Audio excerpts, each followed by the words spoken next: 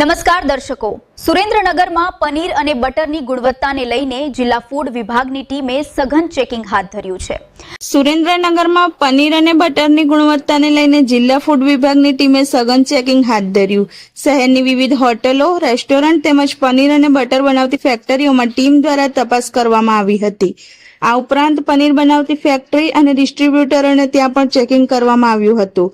તપાસ દરમિયાન વિવિધ સ્થળેથી પનીર અને બટરના સેમ્પલ લેવામાં આવ્યા છે, જેને ગુણવત્તાની તપાસ માટે લેબોરેટરીમાં મોકલવામાં આવ્યા છે. હવે લેબોરેટરી રિપોર્ટ બાદ પનીર અને બટરની ગુણવત્તા અંગેની હકીકત સામે આવશે. Food safety officer Piyush Savaliya, food and drugs, Surendranagar.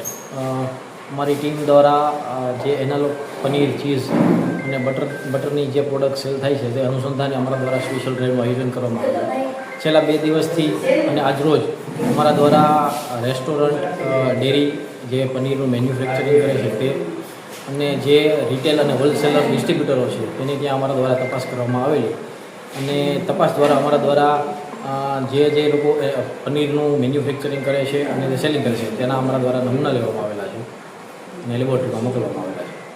ક્યાંય સંસ્પાદક કે કંઈ એવું મળ્યું? હજી સુધી કોઈ શંકાસ્પદ મળેલ નથી. જો શંકાસ્પદ મળશે તો કાયદા મુજબની કાર્યવાહી કરવામાં આવશે.